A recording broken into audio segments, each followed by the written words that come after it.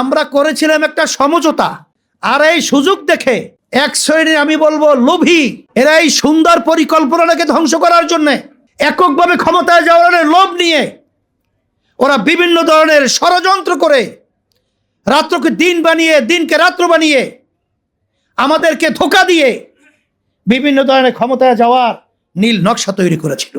আমরা করেছিলাম একটা সমঝোতা, আর এই সুযোগ দেখে এক শ্রেণীর আমি বলবো লোভী, এরা এই সুন্দর পরিকল্পনাকে ধ্বংস করার জন্য এককভাবে ক্ষমতায় যাওয়ার লোভ নিয়ে ওরা বিভিন্ন ধরনের ষড়যন্ত্র করে রাত্রকে দিন বানিয়ে দিনকে রাত্র বানিয়ে আমাদেরকে ধোঁকা দিয়ে বিভিন্ন ধরনের ক্ষমতায় যাওয়ার নীল নকশা তৈরি করেছিল। 11 দলীয় যে সমঝোতার যারা নেতৃত্ব দিয়েছিল তারা পরিষ্কার ঘোষণা করেছে তারা ইসলাম অনুযায়ী দেশ পরিচালনা করবে না। কারণ আপনাদের সবের চেয়ে বেশি কষ্ট আমার লাগার কথা ছিল, কারণ এই যে পরিবেশটা, এই সমঝোতাটার এর মূল দায়িত্বই পালন করেছিলাম আমি। এটা সবচেয়ে বড় কষ্টটা আমার লাগার কথা ছিল। ইসলামের সাইনবোর্ড দিয়ে ধোঁকাবাজি করে এই ক্ষমতা আমরা চাই না, আর এই ক্ষমতা আমাদের দরকারও নাই। আমার মন বলছে আপনাদের ভয় চিন্তা নাই, আমাদের ভয় চিন্তা নাই, আমরাই বিজয় হব, আল্লাহর রহমতে আমরাই বিজয় হব, কোনো সন্দেহ নাই। কিসের ভয়, কিসের চিন্তা? ইসলাম শব্দের অর্থ আমরা জানি, আবার স্মরণ করাইয়া দিচ্ছি। ইসলাম শব্দের অর্থ হলো আত্মসমর্পণ, মানে মুসলমান।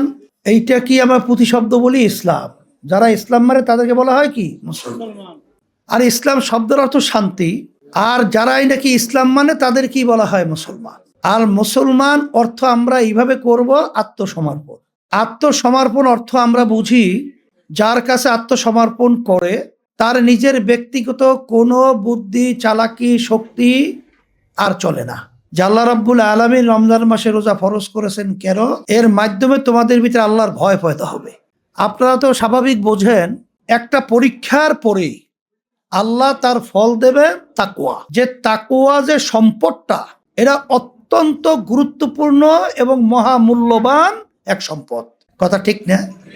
তাকওয়া ব্যাপারে আপনারা বিভিন্ন ওলামায়ে কেরাম সহ আলোচনায় আমরা শুনে আসছি, আল্লাহ কবুল করলে শুনবো। তবে সংক্ষেপ কথা এতটুকুই, আল্লাহর ভয় ভিতরে পয়দা হওয়া অর্থ কি? যেই কাজের ভিতরে আল্লাহ খুশি, ওই কাজ যার ভিতরে তাকওয়া অর্জন হয়েছে সে ছাড়বে না।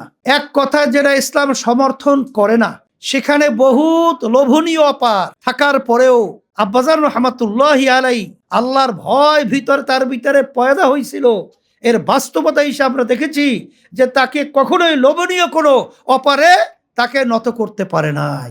ঠিক তার ধারাবাহিকতায় ইসলামী আন্দোলন বাংলাদেশ, তার সহযোগী সংগঠনগুলো, তারপর দ্বীনি সংগঠন কার্যক্রম আলহামদুলিল্লাহ আল্লাহ কুতুব দুনিয়ার থেকে বিদায় হওয়ার পরে আমরা পরিচালনা পরামর্শ ভিত্তিক করে আসছি। এইবার বড় একটা পরীক্ষায় পড়ছিলাম, ঠিক না? এই যে 2026-এর জাতীয় নির্বাচন, এই নির্বাচনে আপনারা দেখেছেন যে বিশেষ করে ইসলামী আন্দোলন বাংলাদেশ আমরা, কারণ এই দেশটা স্বাধীন হলো 54 বছর চলছে। এই 54 বছরে যারা দেশ পরিচালনা করেছিল, আমাদের যেটা চিন্তা ছিল সেটা মূলত আমরা তাদের থেকে পাই নাই, বরঞ্চ এর পরিবর্তে আমরা যা আশা করি নাই তাই পেয়েছি। আপনি কি বলবেন? বিনা অপরাধে বছরকে বছর যুগ পর যুগ জেলের ভিতরে জীবন শেষ করা, বিনা অপরাধে ফাঁসির মতো ঘটনাও বাংলাদেশে দেখেছি। এই দেশের ভিতরে কোনো ব্যবসায়ী সুন্দরভাবে পরিবেশে ব্যবসা করার মতো সুযোগ পেয়েছে? পায় নাই। যত অপকর্ম বলেন সেটা আমরা পেয়েছি। এই 53 বছর পরে 5ই আগস্ট 2024 যেই ঘটনা, এদেশে অভ্যুত্থান হলো, গণ অভ্যুত্থান, তখন এই দেশটাকে সুন্দর করার এবং ইসলামকে মজবুত করার, মানবতা জুলুম থেকে মুক্তি পাওয়ার একটা সুযোগ এসেছে। এই সুযোগকে কাজে লাগাবার জন্য আমরা আলহামদুলিল্লাহ সাধ্য অনুযায়ী আমরা চেষ্টা করেছিলাম যে আমরা বিএনপি, আওয়ামী লীগ, অন্যান্য রাজনৈতিক দল আমরা দেখেছি, কিন্তু এই দেশের ভিতরে 92 জন শতকরা মুসলমান বসবাস করে। মুসলমান অর্থই হলো তারা ইসলাম নীতি আদর্শ, ইসলামকে ধারণ করেছে বিধায় তো তারা মুসলমান দাবি করতে পারছে। কিন্তু ইসলামী নীতি আদর্শ অনুযায়ী এদেশ পরিচালনা আমরা দেখি নাই। তাই সেই হিসাবে আমরা ইসলামী দলগুলোকে একত্রিত করে এবং দেশপ্রেমিক যারা রাজনৈতিক দল রয়েছে তাদেরকে একত্রিত করে আমরা নতুন একটা দেশ গড়ার স্বপ্নকে সামনে রেখে যখন আমরা কার্যক্রম শুরু করেছিলাম, সেখানে একটা পরিবেশ আল্লাহ তৈরিও করেছিল।